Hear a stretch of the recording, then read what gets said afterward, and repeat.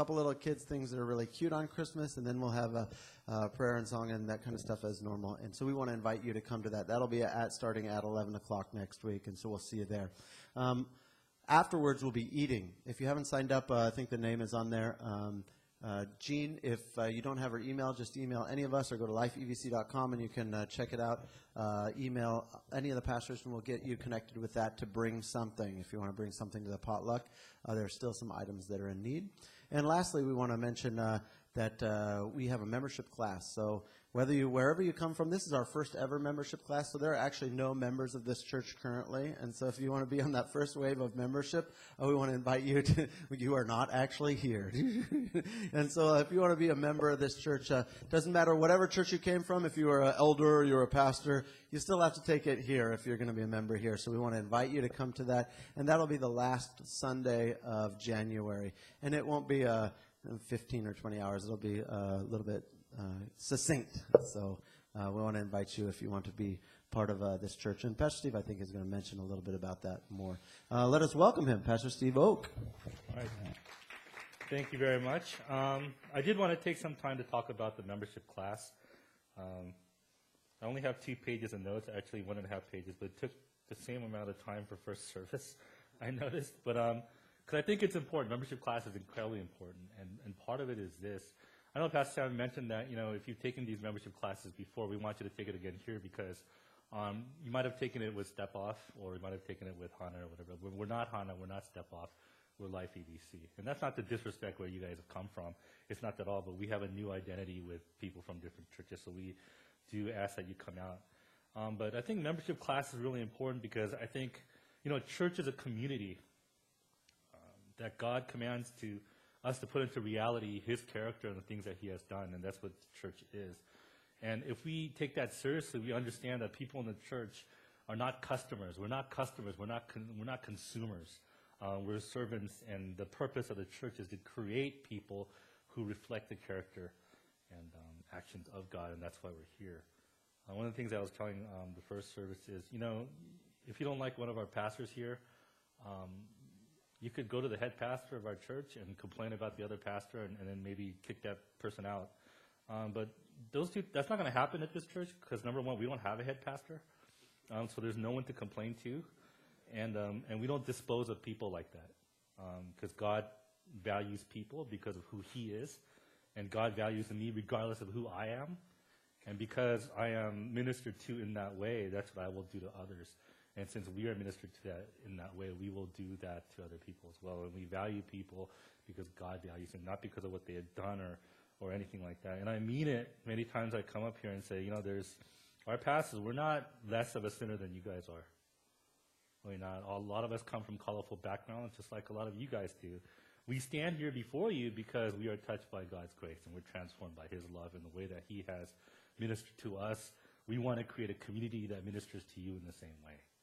So you should not feel ashamed coming to our church and sitting in our midst, because if you feel ashamed, then I should feel ashamed because I have no business being up here if I use that type of criteria. So please understand that I mean it. I think our pastoral staff means it, and that the heart that we have for people in that way is a part of who we are in our church.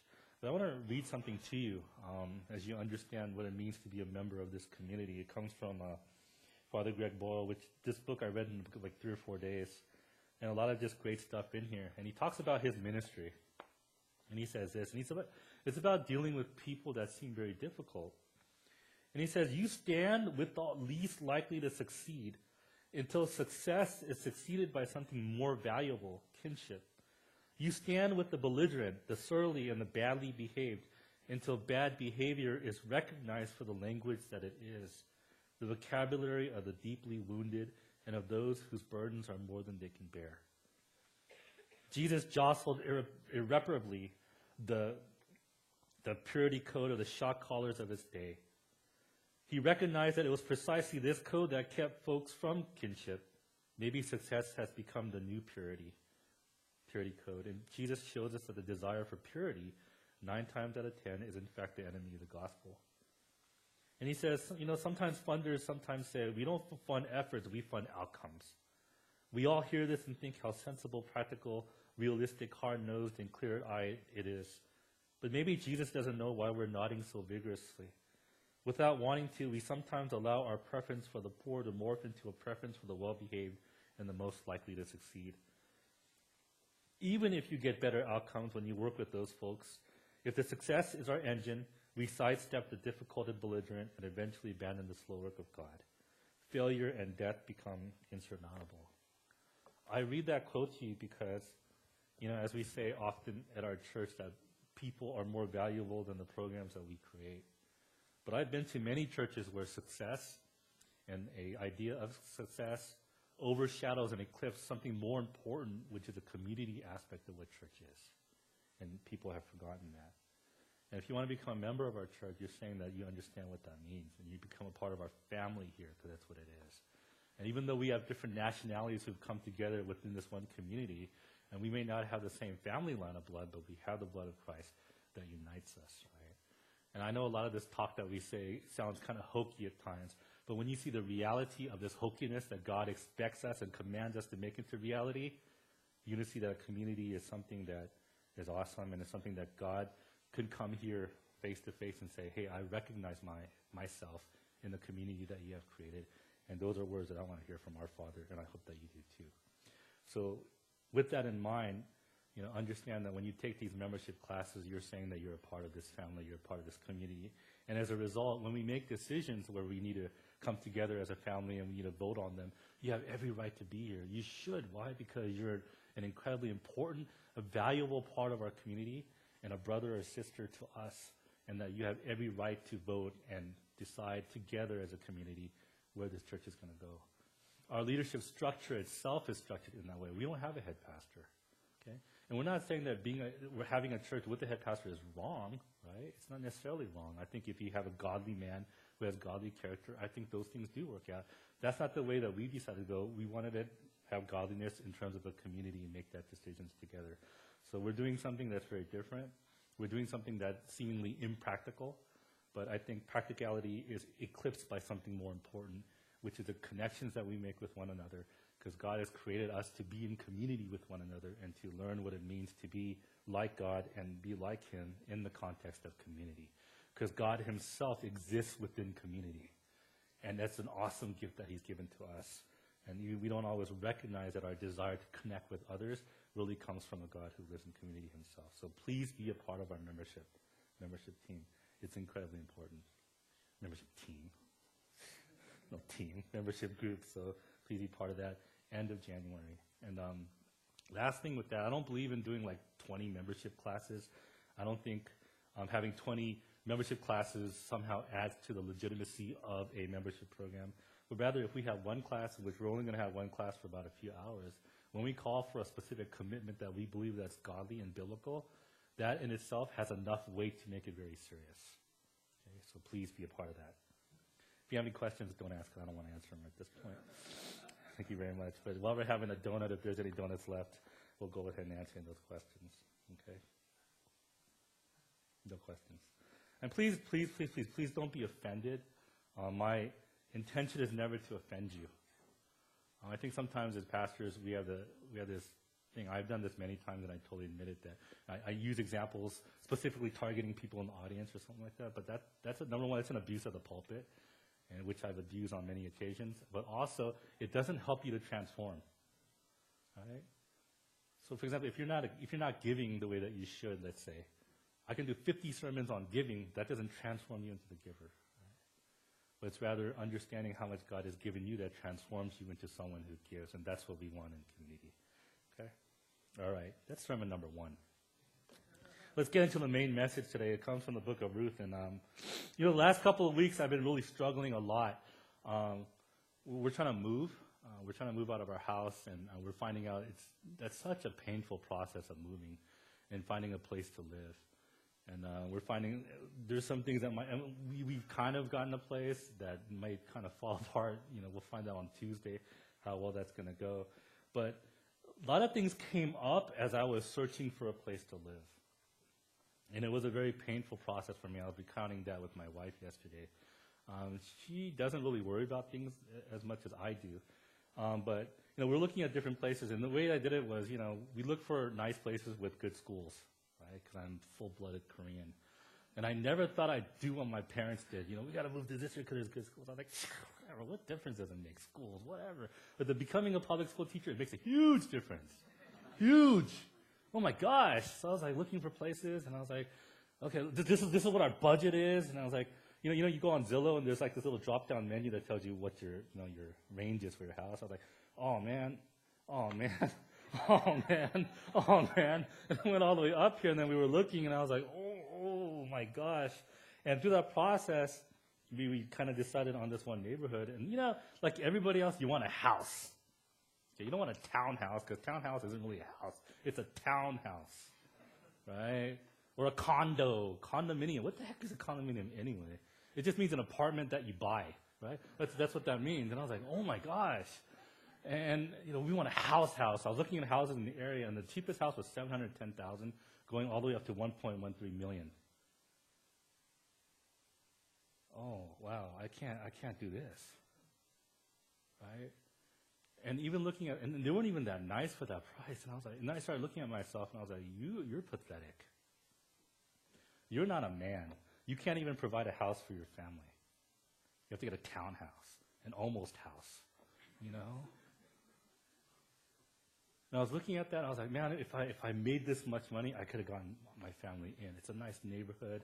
I mean, the schools are good. I looked at the API scores and the test scores and all that kind of stuff. That's what teachers do. And I was like, you're pathetic. And I was looking at myself in the mirror, which I don't like to do, and I was like, you pathetic human being. You can't get why the heck did you become a pastor? Why? You could have done something else. What's your average salary, It's gone up and down. Right now, I'm at an all-time high of $100, right? All-time high. And I was like, you can't even do that. And secondly, why did you become a special ed teacher? You get two low-paying jobs, put them together, you just get two low. It's like getting Sprint and Nextel together thinking that you have a really good phone company. It just doesn't work. So I was thinking, what the heck is all? So I was really down on myself. I was like, and I was just telling my, wow, man, I wish I could provide. You're going to be okay with not living in a house. It's stupid for us where I'm 40 years old to be 50 and go, we're finally going to get a house when you're 50. When you're 50, you're downsizing, not upsizing. Imagine trying to get a 30-year, fixed mortgage when you're 50 years old. They're like, are you going to be around to pay it? I mean, that's what I was thinking. It just seems so pathetic to me. But then I had to stop myself and think, why am I putting my identity and who I am in a place that I live? I didn't like who I was as I was going through the process. Part of it was, screw it. Let's just live in Downey. Downey, down. Let's just stay there, and it's okay. But in the whole sense, and a part of all this, being so stressed out because you're trying to do what's good for your family, or that's what you think, and in the process, Noah, my son, interesting kid. I always call him son of Sarah every time he does something wrong. Son of Sarah. And if he does something really good, that's my son. And then he comes up to me and goes, you're my son. I was like, no. You're my son. Yeah, you're my son. And he's starting to rebel a little bit, starting to come out. The Sarah-ness is coming out. And there's times where I don't want to deal with this. So in the midst of all this searching for houses and all that kind of stuff, I was not good to my son in a way that's very shameful as a father.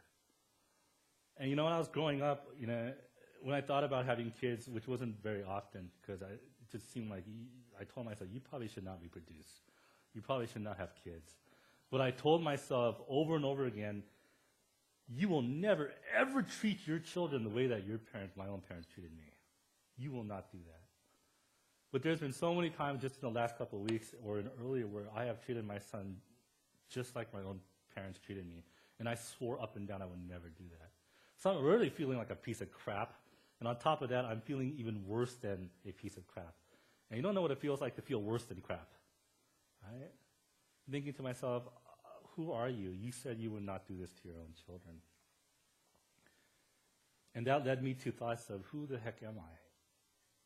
Who am I? I'm more than a neighborhood, I hope. And I hope that I'm better than how I'm treating my own son. Am I a believer? Is there a God out there? Church. God has to be in church, right? Some of the most arrogant, narcissistic, jerk people that I know are pastors in the church that I work for and work with. And if the leaders in the church are like that, then what are we going to say about the people in the church itself? Where are they going to be? And it was hard to find God in all of this. But then it's reminded me of a story that I read in Newsweek a few years ago about military chaplains. And military chaplains and many who had started losing their faith because of what they saw in war, right, and atrocities in war. But there was this one chaplain who was in Vietnam, and he recalled this story of a battle that took place all night. It was a fierce battle. They had lost a lot of casualties, but they had won. And in the morning, they came out to start burying the dead and trying to account for all their people. And some of the soldiers went up to the chaplain and said, "Hey, where was your God in all of this? Look at the dead around us. Look at the people who are like maimed and all that kind of stuff. And where was your God in all of this?" And the chaplain wisely looked at him and said, "Well, didn't you see your brother that got out of his foxhole and put himself in danger to pull another brother into safety? That was God. Did you see how we unified together to fight a common foe, even though when we're not fighting and we're just kind of hanging out with each other, we don't necessarily even like each other, some of us. But that night, when our lives depended on it, we fought together as a unit, together. It was God. And that we had finally won, and we're having this conversation right now, asking this question, where was God? And God was there. And what the chaplain was saying, wasn't God there because there was sacrifice? Wasn't God there because there was unity and cohesion? Wasn't God there because there was some victory and that we can be able to talk about it? And what he was saying is God was in the actions of people that night, and the bravery and the courage and the sacrifice, because it points to God himself. And the story that we're going to look at today, the book of Ruth, is very similar to that, where there's people that have very tough circumstances within the story. And they're wondering, where the heck is God? Especially this mother-in-law who loses so much. Where is God? God has been so bitter towards me. But even though God doesn't directly work within this story, the characteristics of God is in the people and the main characters of this story, and you're going to see God through them. And the characteristic that I want you to see, where in this Vietnam story it was self-sacrifice and unity and cohesion, here it's something called loving kindness. That there's a God who is loving and he's kind and he's loving kind to people, right? That he's an extraordinary God that doesn't do the ordinary. He's a God who takes risks, and he's taken risks with us. And he's a God who knows who he is. He's a God of integrity. And we see that in the characters that we see today. So we're going to start with the book of Ruth. It's an awesome story. In chapter 1, verse 1, it says, "In the days when the judges ruled." And that's there for a reason, because that's a turbulent time in Israel's history where, people just did what was right in their own eyes, the book of Judges tells us, and that's a major theme of that book. And it said, "There was a famine in the land. So a man from Bethlehem in Judah, together with his wife and sons, went to live for a while in the country of Moab. The man's name was Elimelech. His wife's name was Naomi. And the names of his two sons were Mahlon and Chilion. They were Ephrathites from Bethlehem, Judah, and they went to Moab and lived there." And what it was is this family was in Bethlehem, and Bethlehem literally means house of bread, right? Beit Lehem, or if you heard of the church, Bethel, Beit El, house of God. So this is Bethlehem and the house of bread, and apparently all the bread ran out because there was a famine, so they had to go down to Moab, right? And if you want to put it into today's context, it would be like moving from Fullerton to Compton. Okay, so it's kind of a difficult place to go. Moabites were people that Jews did not like. They didn't have a good history with you. And Jews looked down on them, but they needed to go there because of this famine. And that wasn't bad enough that Naomi, the mother of this family, lost her husband not too long after they moved. And on top of that, the sons remarried, or they got married for the first time to Moabite women, one named Ruth and one named Orpah, and the sons died. So this mother-in-law is going, what the heck's happening? My husband has died as soon as I got here, and my sons have died. And now she's there with her two daughters-in-laws, and this is where the Korean drama kind of unfolds, okay? And if you've seen those dramas where the mother-in-law is just crying, and she's like, I can't live anymore, I'm dying, juga this, juga that. And that's what's going on here, so I'm going to pick up the story. And it says in verse 8, "Then Naomi said to her two daughters-in-law, 'Go back, each of you, to your mother's home. May the Lord show you kindness as you have shown kindness to your dead husbands and to me. May the Lord grant that each of you will find rest in the home of another husband.' Then she kissed them goodbye, and they wept aloud and said to her, "We will go back with you to your people." So there's all this stuff going on, which is right there, right? Up in the screen. But the verse 11, "But Naomi said, 'Return home, my daughters. Why would you come with me? Am I going to have any more sons who would become your husbands? Return home, my daughters. I am too old to have another husband.'" And what they did back then was, if the daughters-in-laws had lost their husbands, right, the mother could have more children, and then they would marry the children. So imagine like a 20-year-old woman married to a 5-month-old, And, it's kind of weird. So she's saying, "I'm too old to have more children. You can't marry them anymore. So it's okay. Go." And she says, "Would you wait until they grew up? Would you remain unmarried for them? No, my daughters, it is more bitter for me than for you, because the Lord's hand has turned against me." At this, they wept aloud again, and there's a lot of crying. And here's the pivotal verse of this whole story. "Then Orpah kissed her mother-in-law goodbye, but Ruth clung to her." Okay? Orpah kissed her mother-in-law goodbye, but Ruth clung to her. Orpah did what was very ordinary, what was very expected, what was very normal. The Bible and the story does not condemn Orpah for what she did. Go back to your people.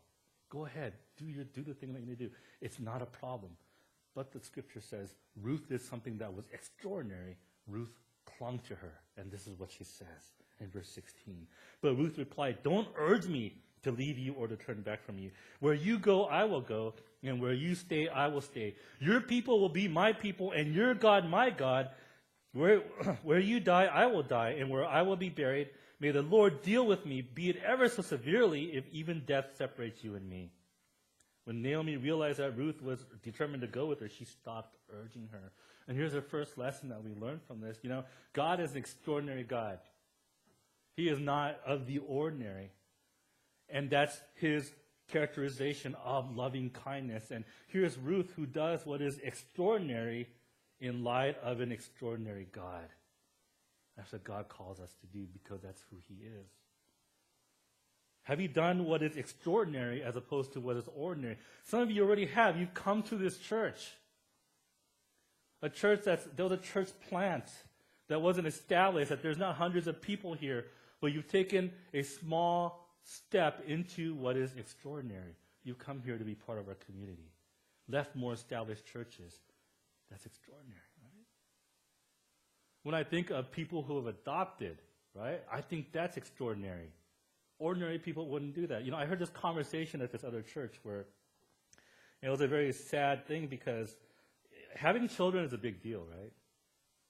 And I think one of the biggest things that I see in the church that's really difficult for a lot of people is sometimes people have difficulties having children. I was part of this one meeting, in this IEP meeting that I had for one of my kids that was on my caseload. It was a young girl who she had some type of a disorder or disease where she couldn't have children in the future. And the mother almost broke down as she was trying to describe that to me, right? And having children is a big deal. And I was at this one church where there's a couple, they were about my age, and they were having mass difficulties in terms of having children. They had tried all their in vitro and all that kind of stuff. And this is one point where they were 76% positive that she was pregnant, but she didn't get pregnant, right? So my wife was kind of there, and she was kind of talking to them and said, what about adoption? You guys think about adopting? And you might think that they might say yes automatically, right? And they didn't. She says, and this was their reason, and there was a bunch of people around there, and they're trying to get the reaction because, Sarah knew that I was adopted, I think. And they're having this conversation, and this is what these ladies said. She says, "I can't adopt a child because that child didn't come from my body," right? Now, that's a very ordinary thing that a lot of women say when it comes to adoption. I can't adopt a child that didn't come from my body. My own mother said this to me. "I can't treat you like my real son because you didn't come from my body. You don't understand because you're not a woman." And I was like, wow, I'm screwed. I'll never understand because I'm not a woman, right? But that's what they say. We would say that that's very ordinary. I wouldn't condemn someone for saying that, but that's very ordinary. But then there's people who are extraordinary and say, "You know what? You didn't come from my body, but you're my child." Isn't that extraordinary? Sure it is. And people who know a God who's an extraordinary God, and then they deal with a God that's extraordinary, and an extraordinary God has deal with them, they're able to do what is extraordinary. Adopt a child that didn't come from their body. Right? That's extraordinary. That's pretty awesome. But the hesed doesn't just stop there, right? The loving kindness doesn't just stop there. Secondly, this is what happens. So Ruth and Naomi stay, right? Naomi can't convince Ruth to go back. And Ruth says, as a dutiful daughter-in-law, I must feed my mother, right? So what does she do? Now, they have this rule back then that you go to the fields, right? In these barley fields where they do their, getting the grain kind of stuff, and they pick it. Now, when they accidentally drop grain, they're supposed to leave it there. And at the edge of these fields, there's all these people waiting there, and they're kind of like in a race. You ever play Steal the Bacon, right? So as soon as they drop some barley, you're allowed to run in and grab it as fast as you can, and then come out of there, right? And the law was, if you dropped it, you got to let them do it, right? But again, this is a time when the judges ruled where no one obeyed laws anyway. So what they would do is they would just beat these people and beat the crap out of these people, right? So when Ruth says to Naomi, I'm going to go ahead and glean in the fields for you, what she's saying is, I'm going to go and risk my life for the purpose of feeding you, right? And then in verse 2, Naomi says, go ahead, my daughter. So she doesn't really care that much, right? So she's going to go out and do that. But check this out. In verse 3, so she went out, entered a field, and began to glean behind the harvesters. As it turned out, she was working in a field belonging to Boaz, who was from the clan of Elimelech, which is the husband of Naomi, the mother-in-law. Just then, Boaz arrived from Bethlehem and greeted the harvesters. The Lord be with you. The Lord bless you, they answered. Boaz asked the overseer of his harvesters, hey, who does that young woman belong to? The overseer replied, oh, she's that Moabite woman who came back from Moab with Naomi. She said, please let me glean and gather among the sheaves behind the harvesters. She came into the field and has remained here from morning until now, except for a short rest in a shelter. So what's going on? The scripture skillfully tells us this. Verse 4, just then Boaz happened to come. And then later on it says, she just happens to see Ruth, right? He goes, who is this girl? So, she's looking at this girl and thinking, man, she's all right. I mean, look at her. She's pretty hot, right? And she's saying to herself, man, who is this? He said, oh, that's Naomi's daughter-in-law.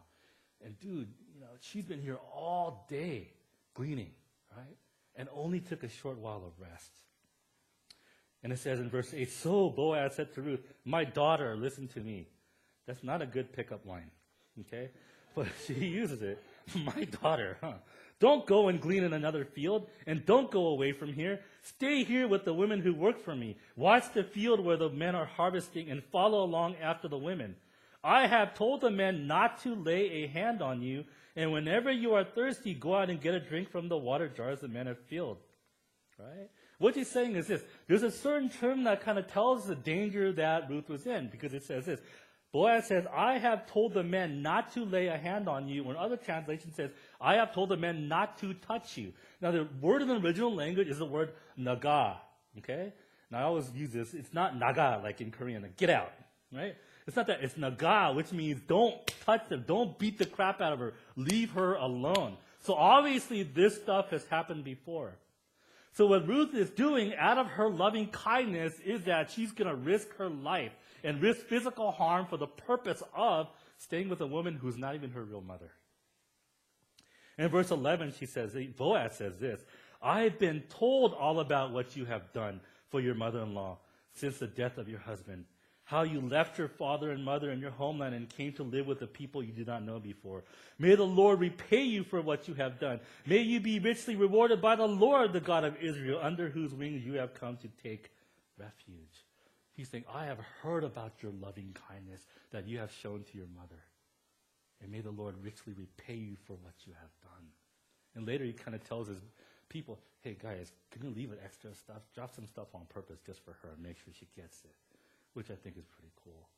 See, an extraordinary God is an extraordinary God who also is a God of risk. And God takes risks. God took risks with us when he created us, knowing that we could possibly fall. And we did. And he created us anyway. And a person who understands a God of risk and the fact that God is risk for them are people who would take risks for the sake of others. And just take risks for the sake of God. And let me tell you one story. I had this youth group kid. His name is Tony. He's Vietnamese. Tony Nguyen. Right? I used to call him Nguyen. But he said, no, Nguyen. Okay. I used to make fun of this kid. So I used to call him AK-47, all that kind of stuff. And sorry, it's so racial. But he was the only Vietnamese kid in the group, but he eventually became a pastor. He's an EM pastor serving in Vietnamese. In fact, I'm going to speak at his church over the winter, which I think is awesome. He is a man of God, awesome pastor. I'm not even half the man this guy is. I'll easily say that. And I told him, if you ever have a church and you want an associate pastor, I'll work for you. He said, no, I'll work for you. I was like, no, I'll work for you. He said, okay, you work for me. I was like, that's fine. Which I thought was pretty cool. But he didn't have an opening, so I came here instead. I think it was $101 over there. But Tony is a guy, he took an extraordinary journey, an extraordinary risk to become a Christian. Now, Tony had lost his father when he was really young. So mother had to, work on her own. And this mother is extraordinary. And it really had an effect on Tony. Mother is not a believer, and his grandmother is a diehard, Buddhist. Right? So Tony was groomed to become a good Vietnamese boy and go to med school and be a doctor. So he went to UCI and became a bio major, right, like the other Asians did in UCI. And wanted to be a great doctor. And he wanted to support his family and support his mother. And mother is one of these people. Mother bought cars with cash, straight cash. Mother put $150,000 down on a house that they eventually paid for, cash, by basically doing nails all day. I was like, how'd she do that? She said, well, how does she make money? Well, it costs $15 to do nails. She takes home $5 for everything that she does. And she bought 2 cars with cash. She's like, yeah. Oh, that's an extraordinary woman. And he really taught Tony how to manage money really well, which didn't translate. But Mother really, really did a great job of that. Now, when Tony was ministered to by some people in my youth group, Tony had to come to this realization. He said, wait a minute. If I'm to become a Christian, and if what you're saying is true, my father who's dead, who never accepted Christ, I have to accept the fact that he went to hell. I was like, wow, that's a dilemma.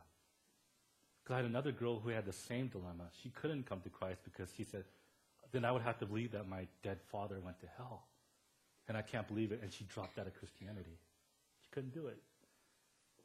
But Tony took that risk in order to follow God, to realize my own father, I will not see him in heaven.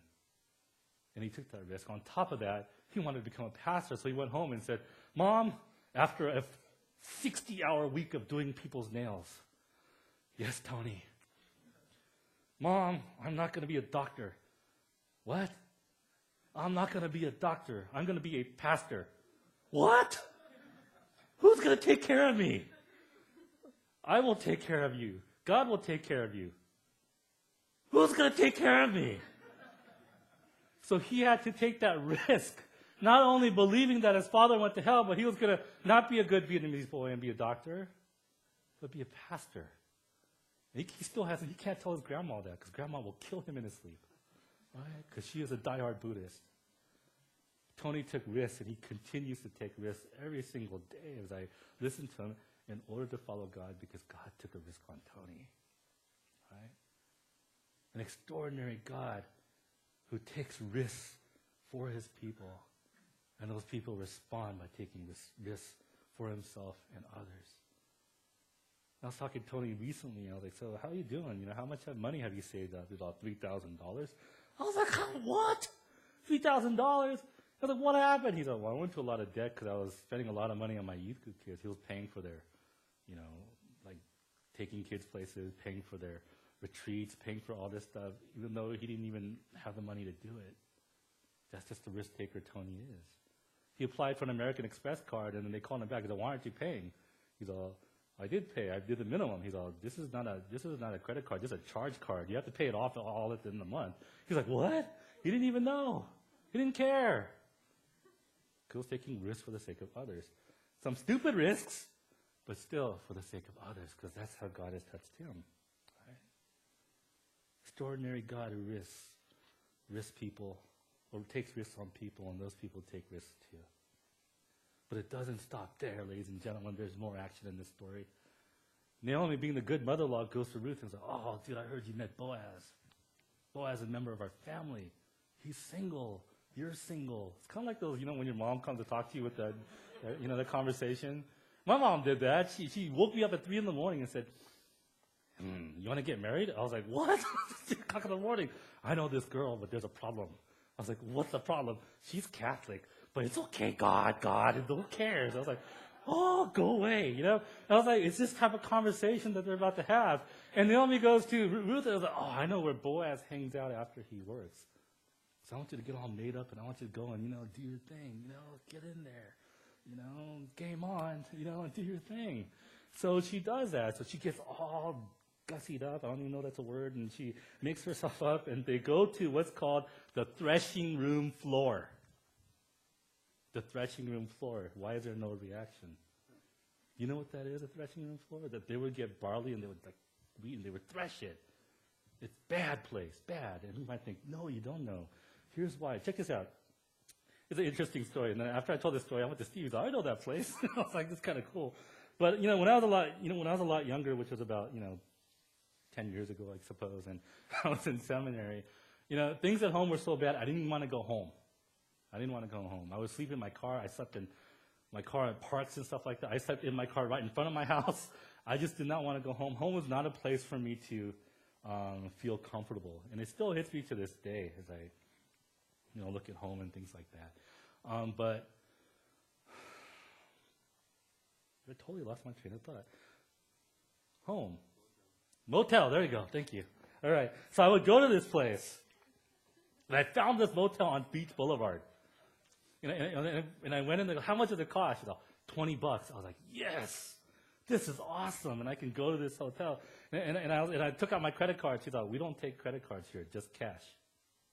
Huh? What kind of hotel doesn't take credit? So I went to get cash, put it down, and then she said, fill this out. And I started writing my name. She said, we don't need your name. You don't need my name? Yeah. She said, we don't need your name. She gave me the key. And I went. I was like, awesome. I can be anonymous. My enemies can't find me. I'm going to go to this motel. So I opened the motel door, and I was like, whoa. In the room were 2 TVs. It was awesome. Why? Because one of them didn't work. And I went to the other TV. It was one of these TVs where those little dials. It was like, remember those TVs back in the day? You guys are all young. You guys are all spoiled. You guys have the regular TV. But there used to be these TVs where you actually had to walk up to turn the channel. Long time ago, when the dinosaurs roamed. And there was only 3 channels. And I was like, whoa, this place is... Now I'm kind of getting worried.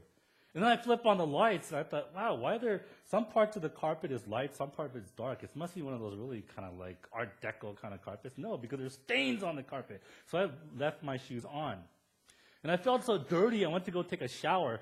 But I've never taken a shower where I felt dirtier after I took a shower than before I went in to take the shower. It was that type of hotel. And I was like, what the heck is going on? It's $20. And then the fun didn't end there. I laid down on my bed, and I lifted the bedspread back, and there were cigarette burns everywhere. And I go, oh, Art Deco, stuff. And I was just laying there, and I was trying to go to sleep. And the next door, I heard the door open, and then there was some crazy stuff going on where I almost called 911 because I thought they were killing a woman next door. This woman was screaming, and I realized she was not screaming in pain. There was some other stuff going on. Okay? So there was a lot of happy going on next door. And I was like, oh my gosh. Now I know why it's $20 a night, and they don't want your name, because this is a happy hotel. Not even a hotel. It's not even a motel. I call it an hotel, because you can't even call it a motel. That's the type of place that it was. So when you go back to Jewish culture and you say threshing room floor, in our culture we think $20 hotel. So what kind of stuff goes on there? Some happy stuff, right? So that's what you got to understand in the context of what you're about to read, because there's stuff that could happen, right? So here we go. Verse 7. When Boaz had finished eating and drinking and was in good spirits, he went over to lie down at the far end of the grain pile. Because why? What's the best way to get a man? Wait till he's finished drinking and eating and he's in good spirits, right? So that's what she's going to do. And then it says, Ruth approached quietly, uncovered his feet, and lay down. And you might be thinking, uncover his feet? Why does he tell us that? Because in Jewish culture, when a woman goes to you when you're lying down and uncovers your feet, that's seduction. Yeah. So I know a lot of you guys, when you go home to your wives or whatever, and she's uncovering your feet, thank you, Pastor Steve, for letting me know what's about to go on. So a Jewish person reading this is thinking, wait a minute, hold on. Threshing room floor, uh-oh. Uncovering feet, uh-oh. What's next? And then he says, who are you, he asked. I am your servant Ruth, which is a kind of interesting to say within this context of what's happening, right? Spread the corner of your garment over me, since you are a guardian and redeemer of our family. What this is this. Somebody in the family, okay, that you lost your husband in can go ahead and be the husband in that person's place, right? And then redeem you. They call that the kinsman redeemer, which is kind of cool. But Boaz wasn't the first in line. There was another person that could come in and go, yeah, I'll go ahead and marry this woman. And if he doesn't say yes, then he could go in. He doesn't say yes, he can go in and be the kinsman redeemer. So that's what she's doing, this full court press. Marry me, come, we got to get together. This is what's going on. And then verse 10, he says, Lord bless you, my daughter, he replied. This kindness is greater than what you showed earlier. You have not run after younger men, whether rich or poor, which I think is interesting. And now, my daughter, I don't know why you say that. Don't be afraid. I will do for you all you ask. All the people of my town know that you are a woman of noble character. Although it is true that I am a guardian redeemer of our family, there's another who is more closely related than I. Stay here for the night, and in the morning, if he wants to do his duty as your guardian redeemer, good, let him redeem you. But if he is not willing, as surely as the Lord lives, I will do it. Lie here until morning. I was like, wait a minute, there was a scratching room floor, uncovering feet, and he's saying, my daughter, you are a woman of noble character. And in verse 14, it tells us that, so she lay at his feet until morning, but got up before anyone could be recognized. And he said, no one must know that a woman came to the threshing room floor. And he's saying, no one must know that a woman like you of noble character could be in a place that could compromise your character. And what this teaches us is this. God is a God of integrity. God is consistent in terms of who he is and what he does. And people who know a God of integrity are people who have integrity themselves. In the midst of very difficult circumstances, now Ruth could have made that excuse. My life is difficult. I risk my life every day to feed my mother-in-law. I lost my husband. I lost my sister-in-law. I lost all these people. It's rough. It's tough. I'm in a land that people don't know me and they don't like me. And yet she maintains her integrity. Boaz maintains integrity, and nothing happens. It's a boring story. I had a youth group kid. Her name was Juliet. Juliet's the one that brought Tony to Christ and witnessed to him. But Juliet was a problem because Tony almost became a Mormon because of Juliet. Yeah, Tony almost became a Mormon because all the Christian kids at the school cheated like crazy and the Mormons didn't. And he heard a Mormon kid go up to Tony and said, Tony, you know what? I would rather fail this class than cheat and dishonor my God by doing that. He's like, oh, dang, got to be a Mormon, right? Now, Juliet, nice girl, very good girl, but she was a chronic cheater. The problem was that with this, I asked her one time, Juliet, why do you cheat? You're such a smart girl, and she was. And she still is. And she's like a graphic designer now, which is really good, and she's really doing really well in that. And she said this, I'll never forget it. She said, Steve, I didn't cheat to get ahead. I cheated just to keep up with everyone else that was cheating because there was so much chronic cheating going on. What she was saying is, my circumstances pushed me to cheat. Because this is a girl who grew up in a family household where the oldest son was a really smart guy, probably one of the smartest guys in the church, who threw his education away by smoking pot and playing Final Fantasy VII. Which is a pretty cool game, but, just you can't get kicked out of school for that. And he was the hope of the family, right? Because father was a house painter, and last time I checked, he's still painting houses. I don't know how old he is now. But I remember Julia come crying to me and saying, my dad's hands are permanently like this because of the paintbrush. He can't move them. And that's how bad it was. And they had it so rough, they only had $20 for groceries at some point. And she had put so much pressure on herself, I need to succeed in order to provide for my family. And that pushed her to cheat, right? She couldn't maintain her integrity in the midst of such difficult circumstances. But those who understand the integrity of God and what God is doing and who he is will, in turn, maintain integrity despite the circumstances. But it's hard, isn't it, right? It's very difficult. But Ruth and Boaz, that's exactly what they do. Now, this story is pretty awesome because, within this, even though you don't see directly what God is doing in this story, you don't see God talking in this story. If you hear the word Lord, it's always people saying stuff like, may the Lord bless you, may the Lord do this, may God do this for you. But two things happen, and it happens in verse 6, and it happens at the end of this particular book. It says, when Naomi heard and wept that the Lord had come to the aid of his people. That's the most direct action that we see in this story, that the Lord had come to the aid of his people. And the Lord in that context is, again, capital L, capital O, capital R, capital D, Yahweh, which is always in the context of God's salvation. So again, God is saving his people by coming to their aid in this famine, right? And at the end of Ruth, there's a genealogy. So at the beginning, you see God coming to the aid of his people, and then you see this genealogy at the end, and that's going to give us a clue about what all this story is about, right? This is called it's called an inclusion, right? God acting in the beginning in salvation, God acting at the end in salvation. So we need to look for something at the end that's going to show us something about salvation. And the author of Ruth does this in verse 18 of chapter 4. It says, a genealogy. And before I say that, I just want to let you know the story gets better because Ruth and Boaz do get married. Yay. Right? So if you guys are single, that was for you. Okay? There's hope. Verse 18, this then is the family line of Perez. Perez was the father of Hezron, Hezron the father of Ram, Ram the father of Abinadab, Abinadab the father of Nahshon, Nahshon the father of Salmon, Salmon the father of Boaz, Boaz the father of Obed, Obed the father of Jesse, and Jesse the father of David. And what happens in David's line? The Messiah comes out of the line of David. So where the Lord came to the aid of his people at this famine, the Lord comes to the aid of his people in terms of sending the Messiah to die for people's sins. It's a God of salvation who's extraordinary, takes risks, and always keeps integrity. We always say, God, you're so faithful when we are not. Why? Because it is who he is. What we do does not sway him, right? That's who God is, that God is working here.